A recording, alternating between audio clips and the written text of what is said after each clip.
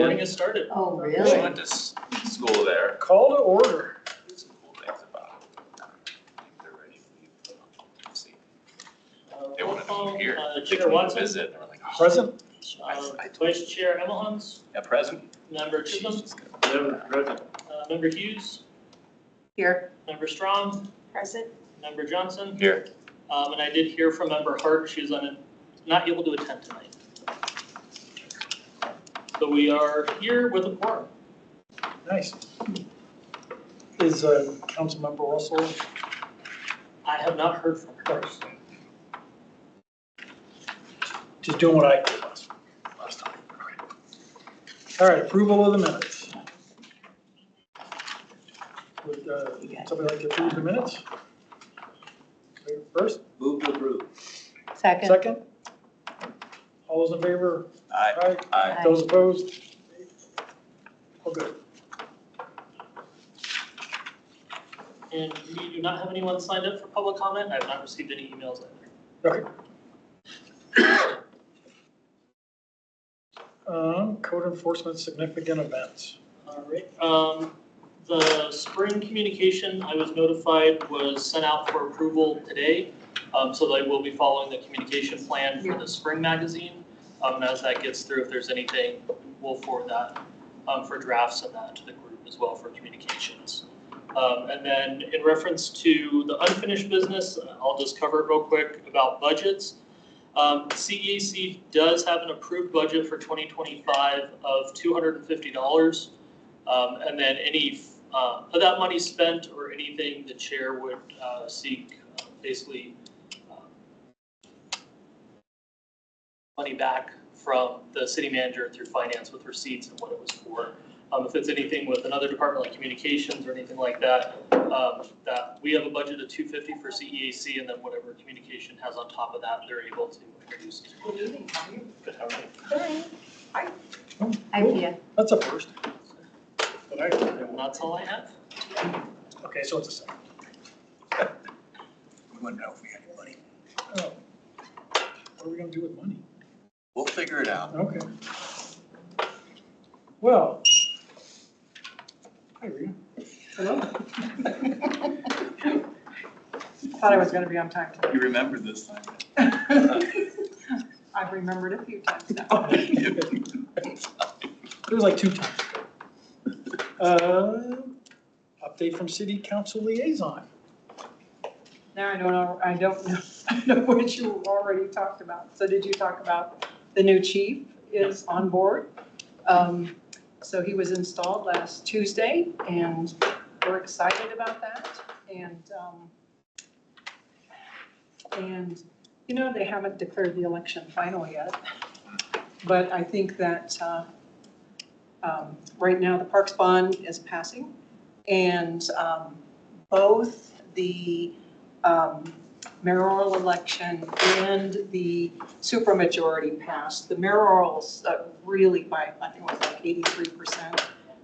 The other one was lower than that, but anyway, so I think that's all I have, unless you all have questions. Is that Arapahoe County counting them votes? Yes. And they. 2 weeks ago? From that How election? come they can't, Well, they don't know it? what I think, and I haven't talked to anybody, it just says on the website, the last counting was April 15th at 1:46 p.m.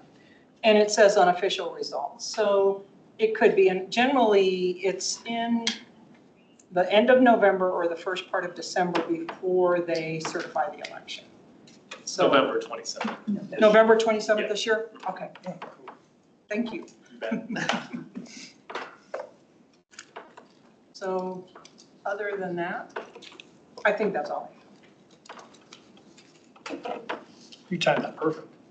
I think there was some police activity on my route, and so I had to change a little bit. I went by that too, Dartmouth and Pearl.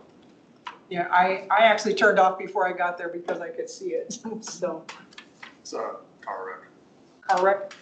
Oh, yeah, I might have been there a while.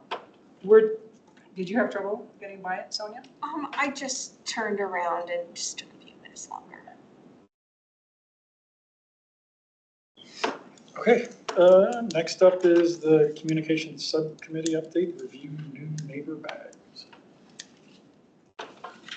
We have Madeline and Chris here, and they're going to talk a little bit about the neighborhood bags and what maybe we could contribute to it. I don't know that I know everybody or that we know everybody, but I'm Chris Hargett, I'm the communications director. Okay. And I'm Madeline, I'm the Neighborhood Engagement Program Manager, so. I brought a few bags, so if you just want to pass, I have 3 here. And you can kind of take a look to see what we typically put in them. Do you want me to give the whole communications presentation right now or just focus on the bags? Yeah, it's neighborhood bags and then the community engagement portion. So Okay, sounds good. Okay, cool. Together. Well, I can start out with the bags. So we created these bags, I think maybe 2 or 3 years ago, during COVID. And we thought this was a really great touch point for new neighbors, new neighbors and old neighbors when they move in. So the idea is when a new neighbor moves in, a neighborhood group leader, I know Sonia has given out multiple bags, brings over one of these bags and it's filled with just a lot of different things to inform them about the city. We've got the latest issue of the magazine. Englewood Schools contributes a handout, information about the neighborhood program, the library, council information, the neighborhood map, and just some fun swag also that we like to contribute to it. And so the idea is that a neighbor walks over to their new neighbor's house, welcomes them, and hands them the bag. So it's a really good touch point.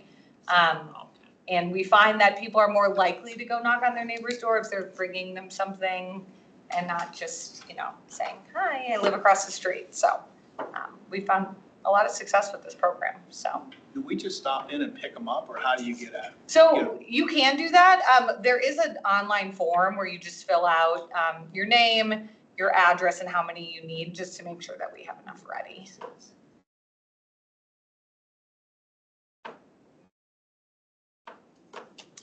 But Edie reached out and said that Code may be interested in contributing. So Chris and I just have a short presentation about just communications in general with code enforcement and some opportunities for you to get out in the community.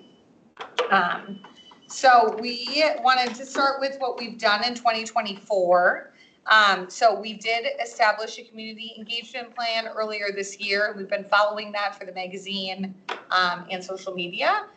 We've had magazine articles in the last 3 issues of the magazine, and they do follow exactly what the engagement plan has said. So we focus on seasonal code enforcement topics.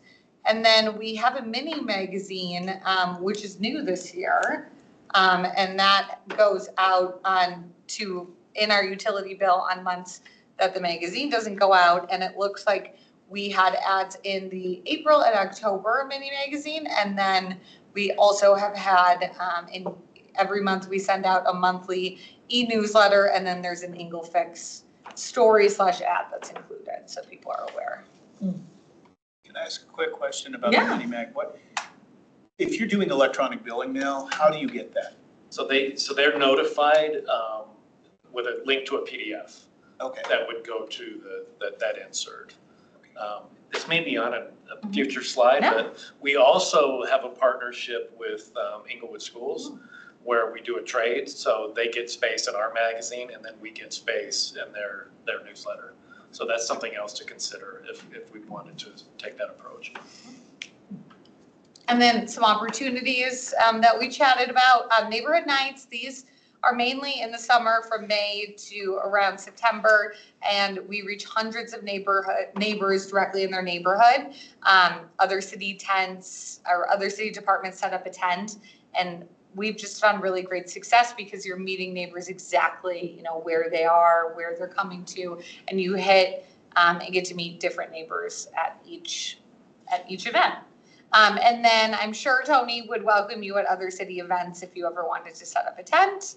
And then print, do you want to talk more about the community message boards? Yeah, we can. So The community message boards are part of our wayfinding and placemaking master plan. So these are a variation of our directional signage. And so we're putting these in high profile spots throughout the city with interchangeable messaging. So the ones that we focused on now are all in parks.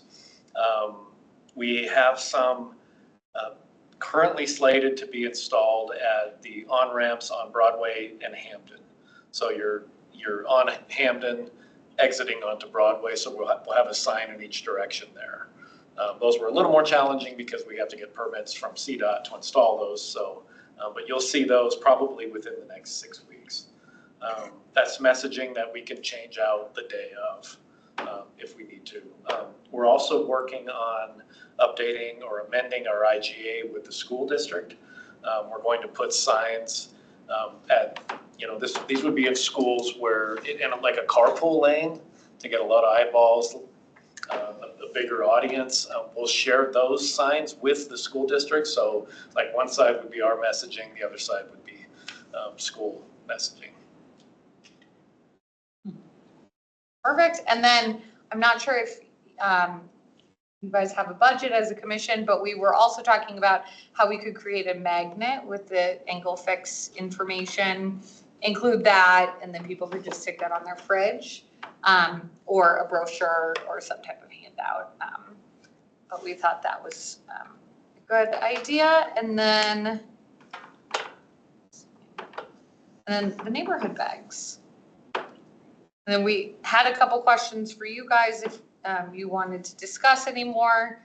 But what are your challenges regarding communication? What do you want to see promoted? And do you have any preferences or how we engaged or communicate with the public? Any questions? It would be great so we could have something in on the welcome bag about like a few little basic things, like please shovel your snow, please use a leash when you walk your dog, please pick up after your dog. Angle fix, and probably no running of heavy equipment in between 7 and 7. Maybe just a few. And if people want to know more, maybe a link to it. But just nice general welcome to the neighborhood. Yes, But this is what we do to make it nice. And did you mention like tree limbs and trash? I mean, trash pickup, sometimes new people that come. Did you just mention We that? could add something like that in because that's a good one. I think, This is just brainstorming. Right, Take okay. your garbage cans in after. I mean, they're always parked on my street and they never move. it would be neat if that form, like you're describing with the bullet points, also had affixed to it an angle fix magnet. So they could literally detach that, put it on the refrigerator, and then they have the form. That'd be kind of cool. We have $250. We do? Yeah, That's what I just heard. I'm like, so in CEAC meeting, we're told we have $250 and then we're told how to spend it. we've got a lot of money. It was just like go in this direction and going right out that direction. It's like, well, that was You'd be surprised how many magnets you get. Maybe you should put a request into council to raise your budget. I didn't know we had a budget. Yeah. They said $250 today. I was like, we got money? Well, We've not even had a budget. Was Yeah. that what we've had in the past? the other part is, It was at 500 at one point, but because it was not used, it was dropped at 250. Oh, we So- did, yeah. Okay, so we'll use it and then. Yeah. They're more. Magnets. but the other What question can we is- do for $250? Well, I think that Is- magnets like this, I mean, the benefit, I think that's something that we could subsidize through the Neighborhood Resources Program also. Yeah, But maybe. isn't angle fix more than code enforcement? Exactly. Yeah. You Yeah. can basically access other committees and groups to. I think Angle Fix is great and it's very empowering for people and that's what we want. That's what we want is we want to create an environment where people are empowered to take control and pride in their neighborhood. What type of feedback are you all getting on Angle Fix in terms of its effectiveness? I know previously there were some challenges with it, getting responses. I haven't heard anything lately to that effect, but I just was curious if you'd all heard anything. I've recently used it because I'm a snow buddy. And the city has this nasty habit on Layton of throwing snow up onto the sidewalk I have to shovel. And the slushy snow was not pretty. And I did appreciate that I got an immediate confirmation response and then a follow-up to that they had addressed it. The challenge I had in using the app was that it's very difficult to load pictures.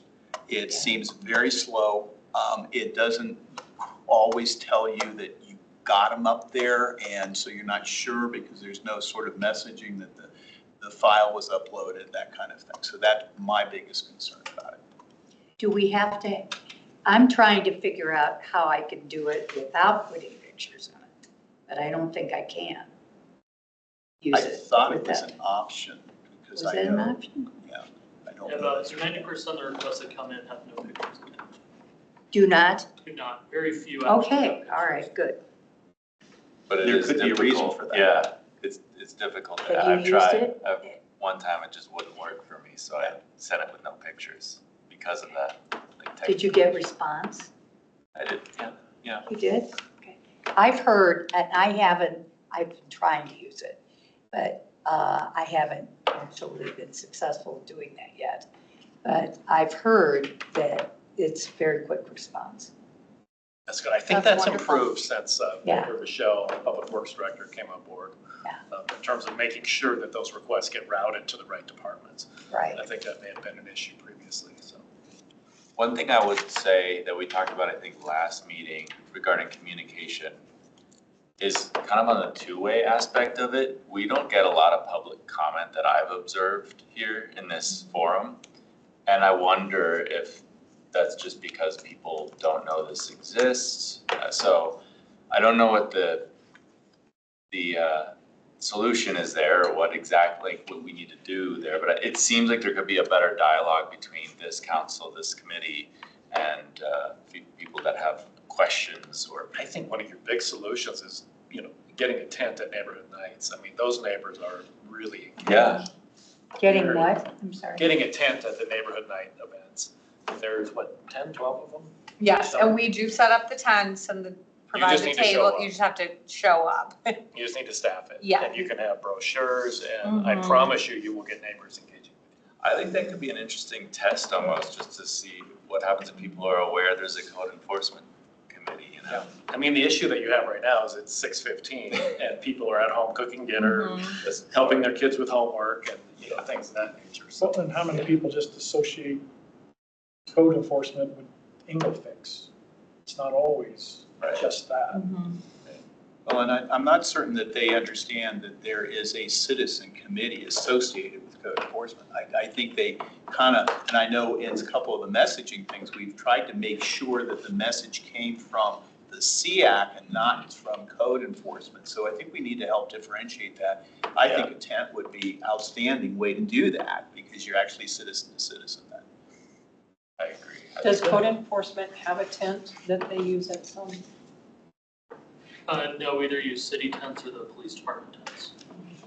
And like Madeline said, we would set those up for you. You wouldn't have to acquire a tent and set it up. So no budget would, No budget required. No budget required. Unless you could find a I can provide $250 a tent. tablecloth. Just spend all our money on They're magnets. already set up, aren't they? They are set up, yep. That's And cool, okay. there are neighborhood nights, I just included schedules in there, and you could pick one or two. Some have more, higher attendance than others, but it's just a really good opportunity. Yeah. When's the first one? I don't have them scheduled, but it's typically right before Memorial Day. Yeah. No.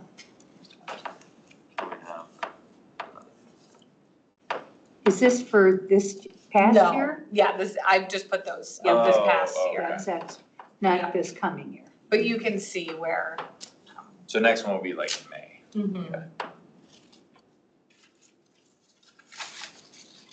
Well, something probably worth putting on the Yeah.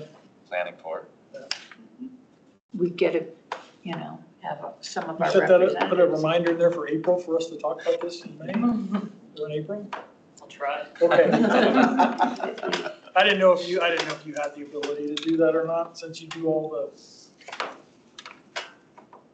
agendas. Can I ask a question or make a suggestion? And I apologize if I'm repeating what has already been talked about or already figured out. I think there's an important message that should go out to folks moving into Englewood. And I think the message is the category about our alleys. And what I'm getting at, and I experienced this when I moved to Englewood. And when I read the code, there's some things that make sense to me that are common sense. And my takeaway is, as a resident in Englewood, I need to be aware there's usually an alley behind my house.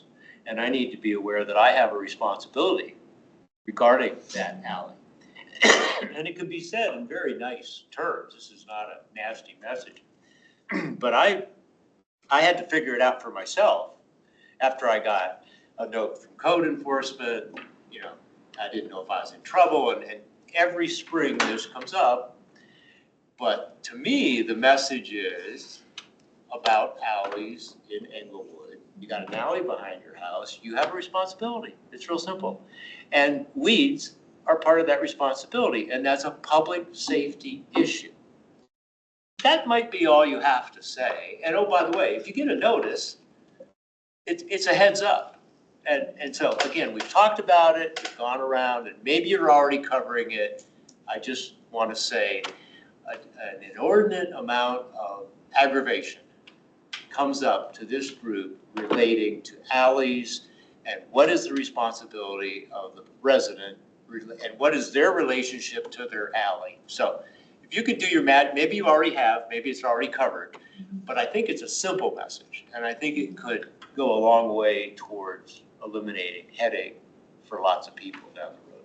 And you know, it might be, you know, something, I'm just pulling this out of thin air right now, but, you know, we have a Snow Buddies program. My grandmother lived in Englewood. She was at 4500 South Jason. She backed up to an alley. I was the one who would frequently go over there to pull weeds and clean up behind, because she wasn't aware of it until she got something from code enforcement. She was in her 90s. She had no idea. But maybe there's some sort of program where neighbors can assist, you know, neighbors like my grandmother in, you know, pulling weeds behind their house. I don't know. Encouraging people to do that. We've mentioned that before. Yeah, that's, Concept of lawn Yeah, buddies lawn or buddies or or weed something like buddies or something like that. yeah. I know Madeline wants to put a whole new group together for us. Yeah, we have to remember Madeline is one person, and that's kind of what we run into, but yeah, I mean, Thank you for listening. yeah, no, Good. I hear you. Can the code enforcement committee get a copy of the PowerPoint? Yeah. So I send it to you? Okay.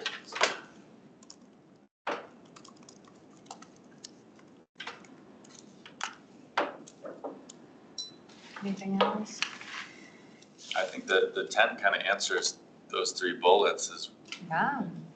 different ways, so that's a great idea.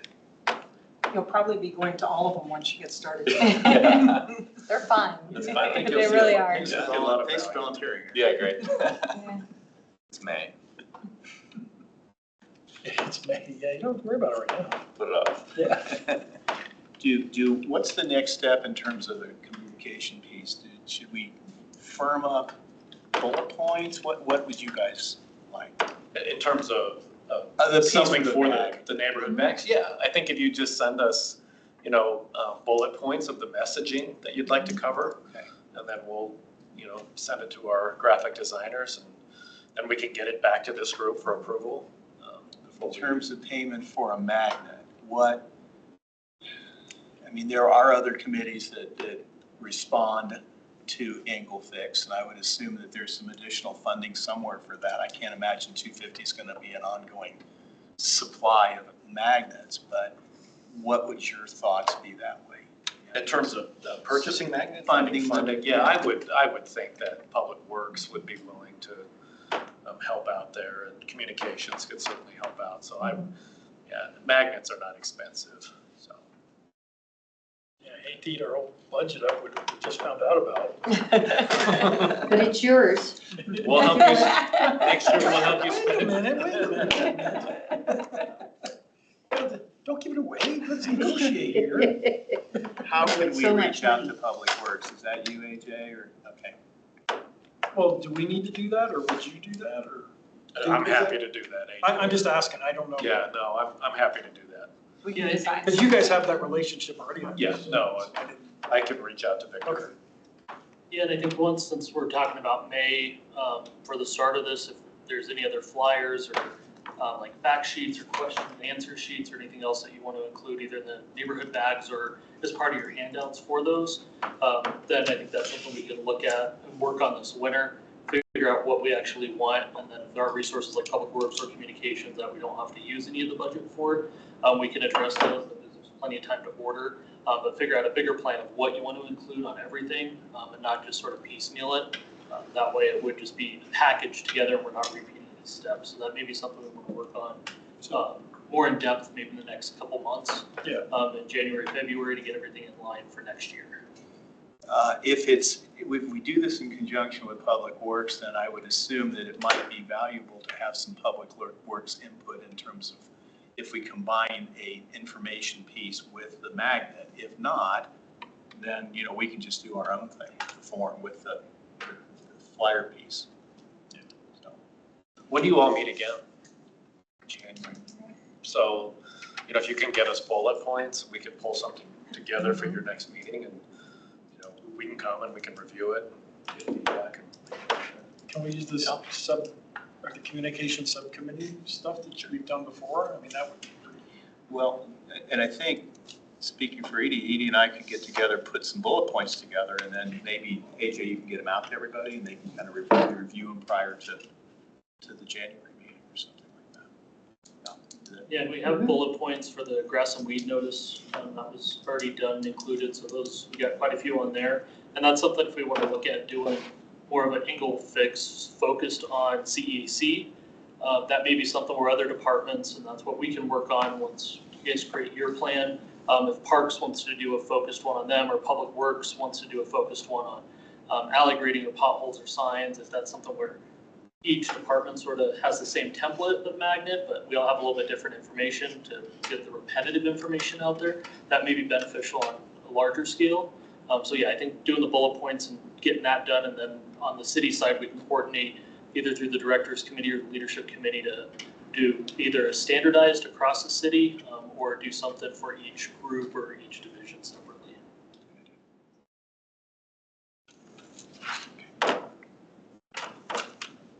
Anything else? Any other questions for communication? Okay. Oh, it's looking good. Yeah, thank you for Awesome, having us. thank you. Thank you. We left I some like magazines. that article. We don't have yours. Grab one. Code check, I think that was very, Good, yeah. very nice. This is, just hit mailboxes last Right. couple of weeks, so. You all have a good evening. Thank you. Take care.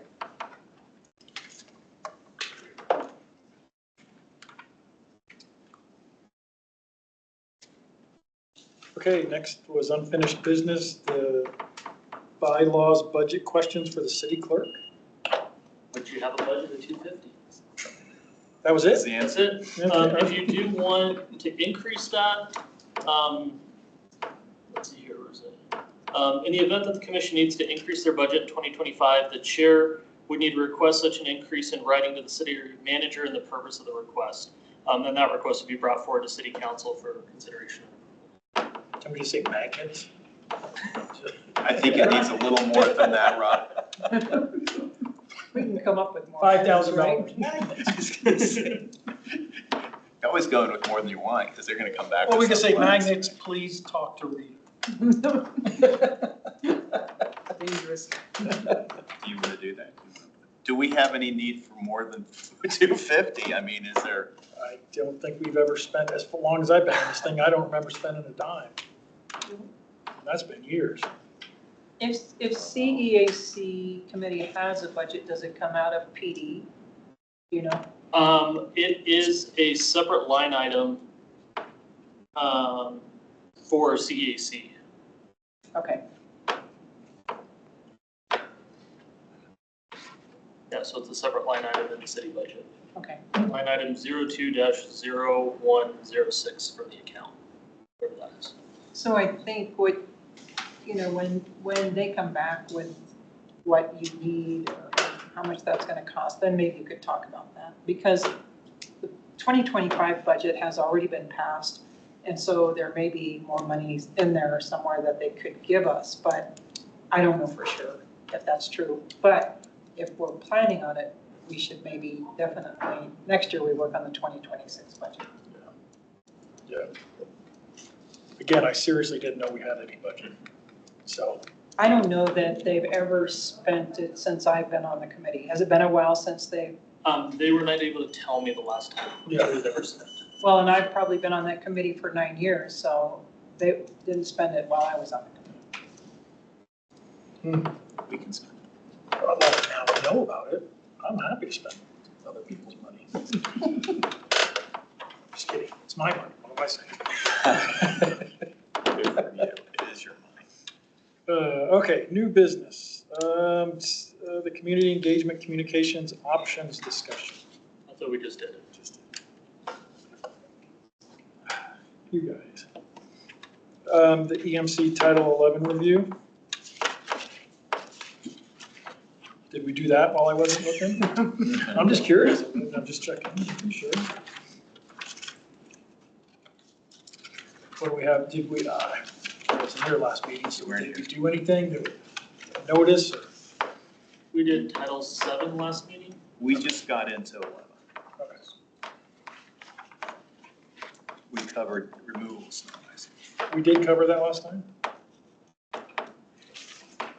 So where are we starting? 11.33. 11 what? 11.32.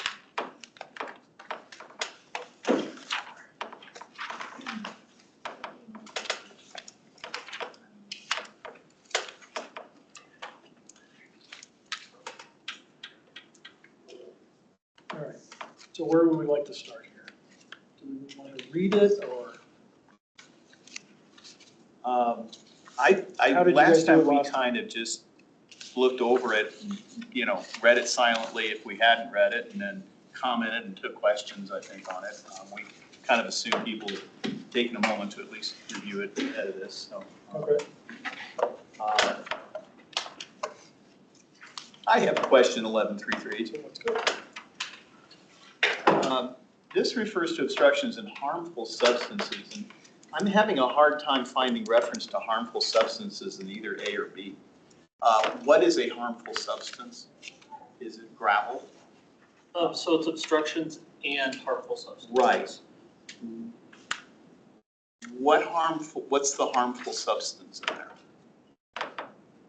So the harmful substance could fall back to the illicit discharge for any hazmat or anything else that could be deemed pollutant. That was under discharge of liquids 11.35, talks about that, but this is in 11.33, is it? In other words, I'm not seeing anything describing what a harmful substance is. When it's in the title, I would assume there would be reference to harmful substances within it. That's the only question I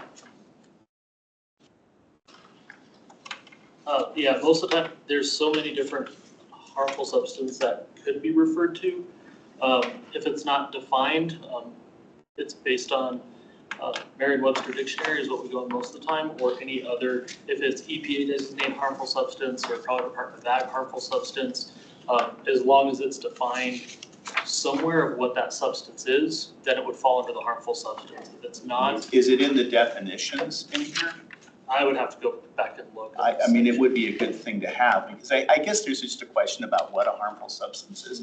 I mean, I know you don't dump antifreeze on a street or something like that, but if people don't hear what is considered harmful, they may think that isn't harmful. And that's why I'm just kind of wondering about clarification, especially since it's referenced specifically in the title here, that it seems like it could have a little bit more clarification there.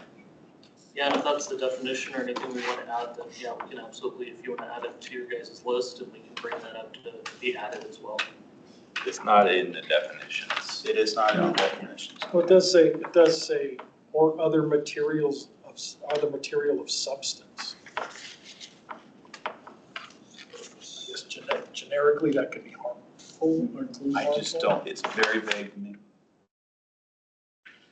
And I think that if you're gonna, somebody were called up on that and they would say, well, this is a harmful substance, and they would say, like the question I'm asking, what is defined as a harmful substance? Is it harmful to humans? Is it harmful to agriculture? Is it harmful to the environment? What's a harmful substance?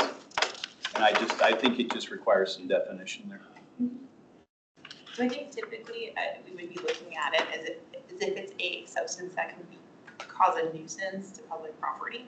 So, certain toxic chemicals, hazardous materials. But That would make sense. I mean, and if it were defined as that, then I could see that as a delineation of what you're looking for when you talk about that. My next question is in section A there toward the end, it says, such permit may be granted when only the obstruction is necessary for the construction, alteration, and repair of additional property, and such permitting shall be limited to a short time as is reasonably possible. It's another one of those vague terms. What is a short time? Is it a week? Is it a day? Is it a month?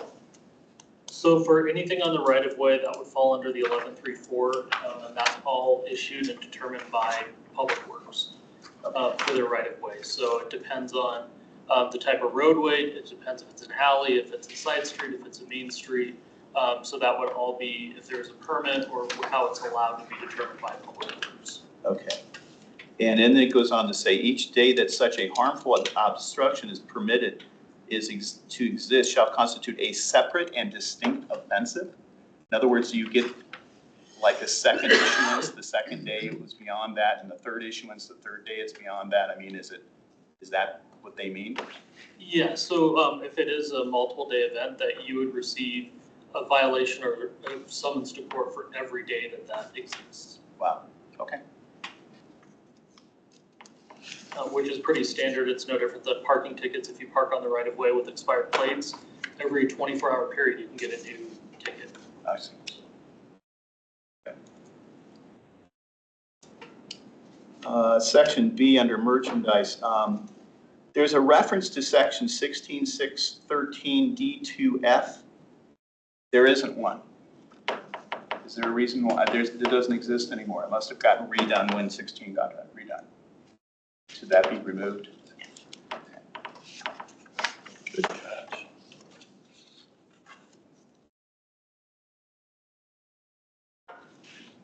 That's all I got.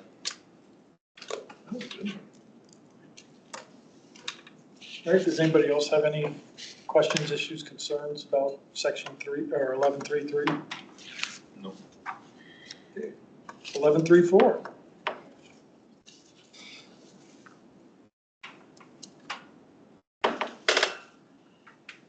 I'm just gonna go. I got nothing. Oh, I got my mine's gosh. blank. I'm happy with that one. Are you serious? Are you okay? Well, I just have a Go ahead. procedural. No, go right ahead. AJ can probably straighten me out.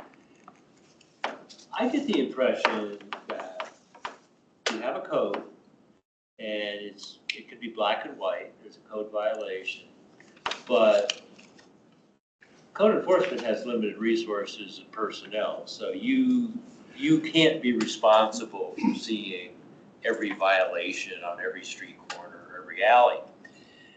Is it implicit in here that we expect citizens to call up Angle Fix or something and report these things? I mean, as I read through it, I think in my neighborhood, I've seen some violations. They're not earth-shattering, but technically they're violations. Is it up to me to call it in, or John Q. Public, or is it up to you to monitor the streets and look out and look for code violations? I mean, where's the responsibility begin and end between the department and the citizen? So over probably the last 8 years, we've switched from a more reactive to a more proactive. So we still have a reactive from citizen complaints to our dispatch calls and all that. But we have increased staff by 1 for code enforcement, And we have increased it for our animal control and park ranger, which allows most code enforcement officers to get out of the parks to be those extra eyes. So we do have more staff in the field. Through about a month period, each code officer will inspect their entire district.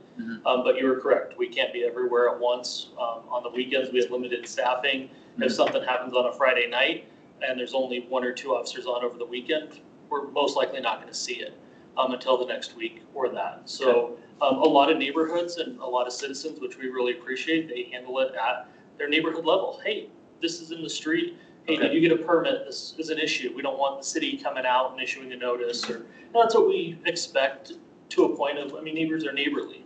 But there are times where that doesn't work, or sometimes you don't know who it belongs to. There's a storage pot dumped in the street, or there's a pile of dirt that was dumped in the alley and no one knows where it came from. It was dumped by a company wrongly. They picked the wrong address or alley. So that's where we do need the reports. If we don't know about it, we can't help. So we do get the reports as well from the citizens, but it takes time. We'll get it eventually. But for like right-of-way issues, the Public Works Department has right-of-way inspectors that are out. We have other city employees that are out. Our utilities department, the like meter for utilities for water turnoff and that, they're out. Public Works is out. Our PD is out quite a bit, especially at night. So we'll get referrals that way as well. So it's a collaboration of the whole community coming together, and if there's an issue, we need to know about it so we can address it. Okay, no, thanks. Back in the Code Next discussions, and I'm not going to dredge that up, but some of the stories and things that I heard from neighbors went along the lines of when they built, as an example, when they built that duplex down there, they left the equipment in the street for 2 days, and you couldn't.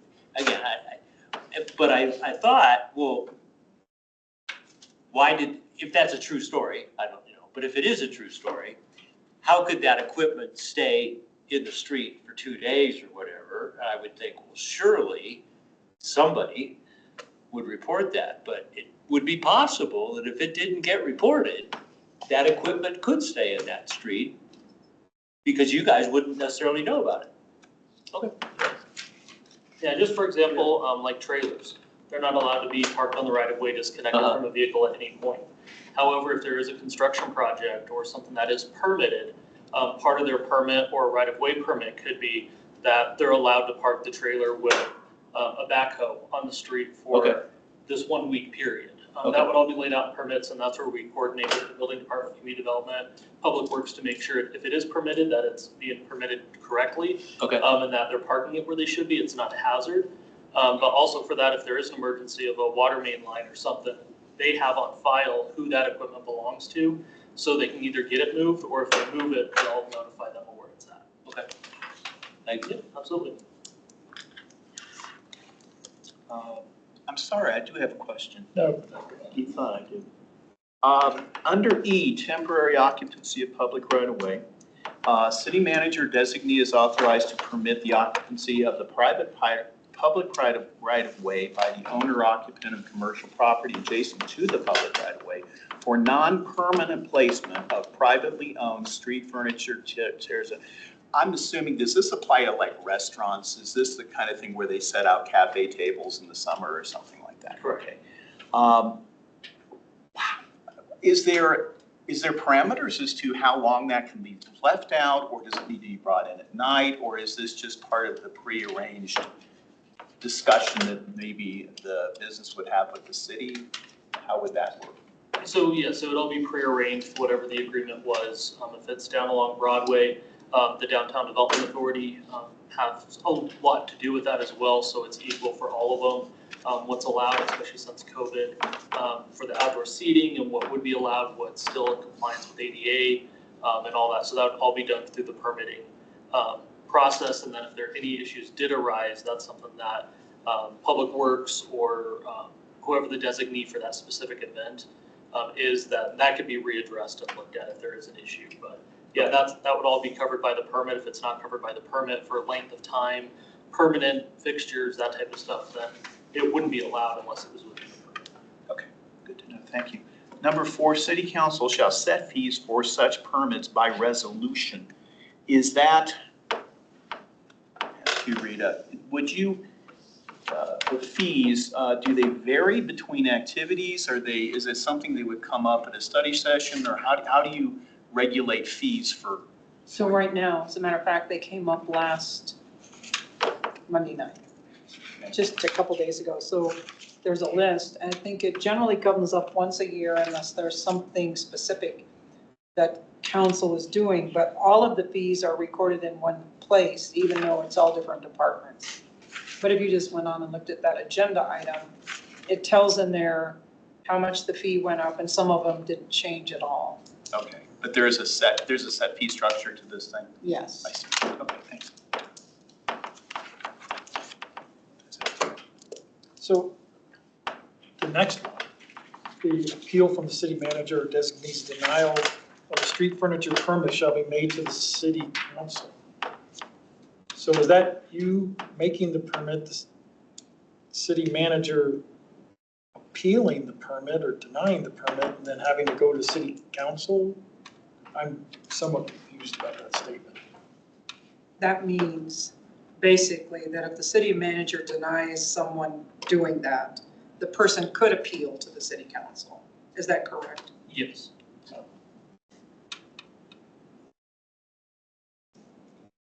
Yep.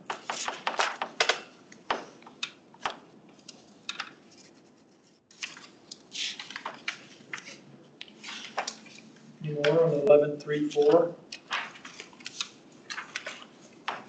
Okay. 11.3.5? I think that was pretty cut and dry on that one. We talked about that a little bit before. Sorry. Anybody else have any questions, concerns? No? All right, 11.5.4, property owner's responsibility for public right of way. That's a hot one. Read us off. My question had to do with the sidewalks. I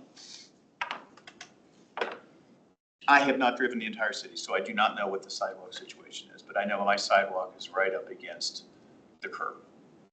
And I'm assuming some have sidewalks which are inside that, in which there is an easement, I don't know what to call it there, between that. The land between the sidewalk and the street is the responsibility of the property owner, is that correct?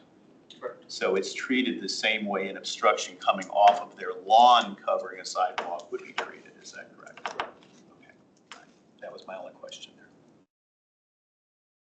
there. Anyone else?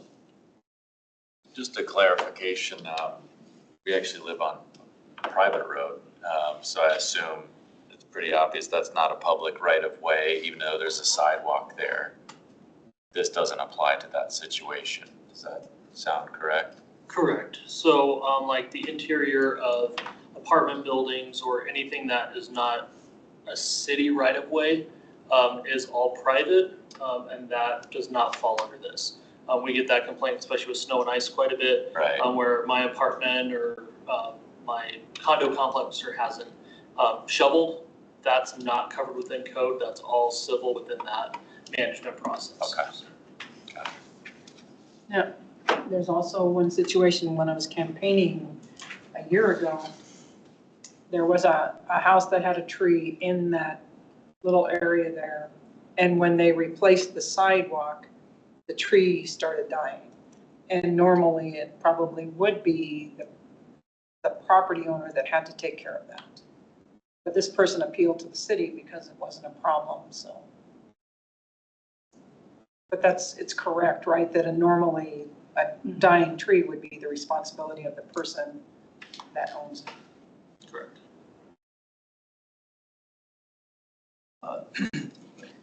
Help me understand that, I think there's two different things here, and one has to do with the streets, but it becomes usually hazardous that by midsummer or so, trees that overhang property into public walkways, but mostly streets, can obstruct stop signs. And I've turned one of those in myself.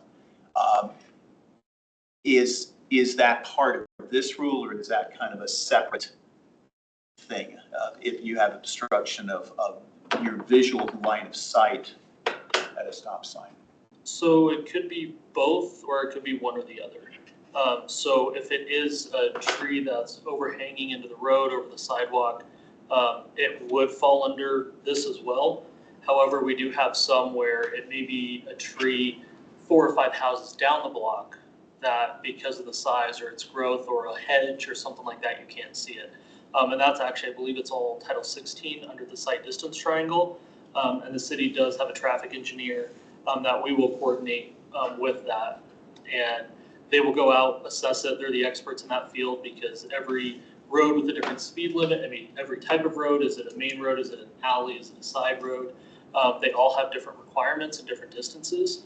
So that's when we get the traffic division involved, and they would go out, assess it, and provide us with a notice to issue to the property to say, this section has to be cleared for a site distance triangle.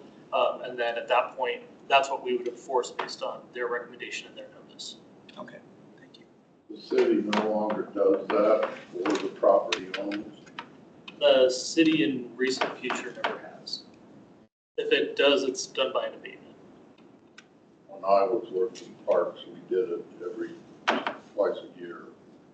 That's why I was asking. This may be a different issue completely, but it just came to me as we were talking about site right-of-ways and things like that. I live just north of Bellevue Park. Inca comes off of Bellevue, and that intersection there, people trying to either drive off of Inca onto Bellevue or turn onto Inca from Bellevue.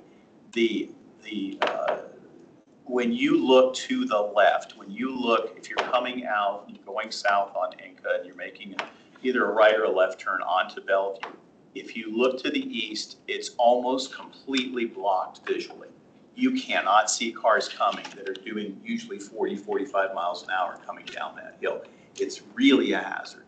And I know that there are utility poles there.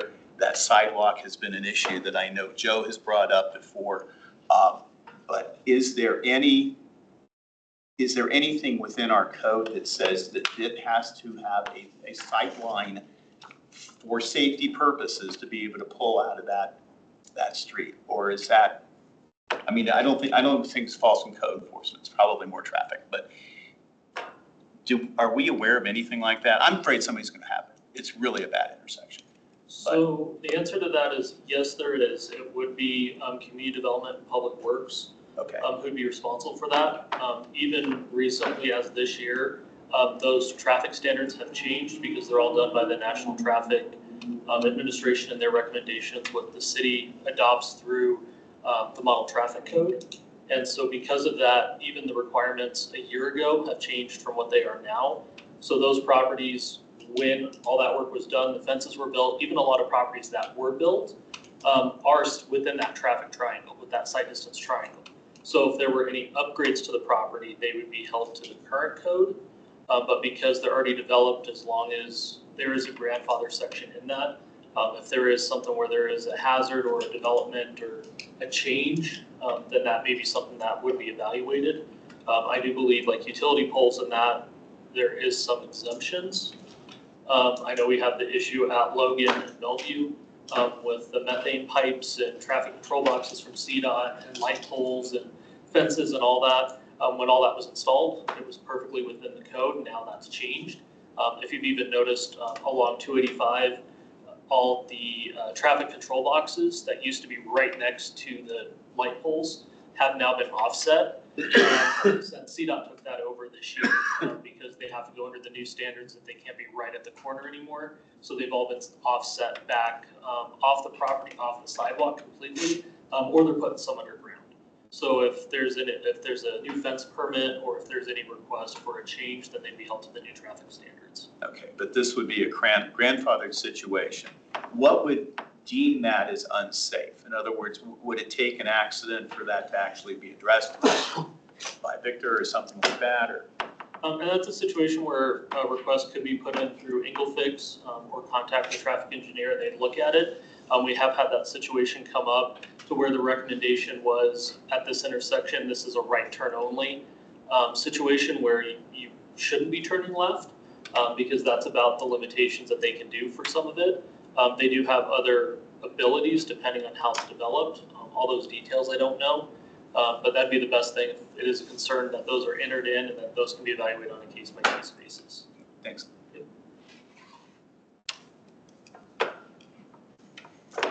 Okay, anything else for 1154? Okay, 1157, prohibited acts and conditions.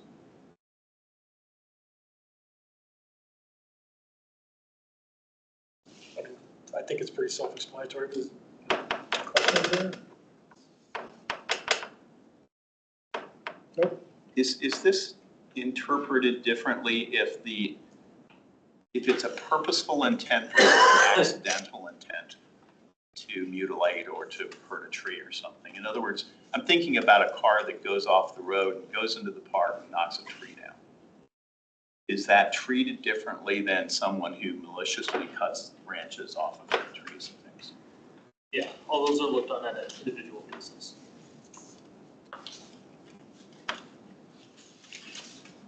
Okay, that's all for Title 11. Is there anything overall or questions about anything in Title 11? Oh, okay.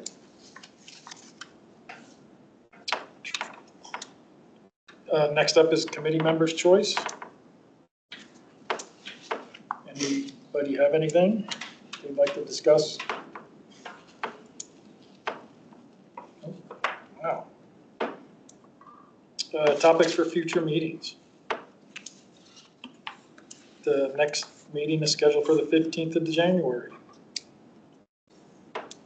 I think we've already talked about discussing the flyer and the tents and things like that, so. That's a good one, yeah. Well, the tent's going to be not till, Or, yeah, that's a Yeah. little later, but at least the flyer. Talk about the flyer and the. Yeah. I guess. so just that for the next meeting, I guess. Yeah. What about what's next to review? Title 12 is very simple. The code Yeah. enforcement just Two assists with sentences. issuing summons. Yeah.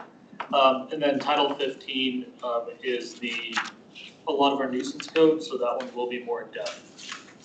All right, let's do those two. So finish No. January, Title 15. Do 12 and 15. 12's two sentences. Yeah, I know. We might want to break 15 up.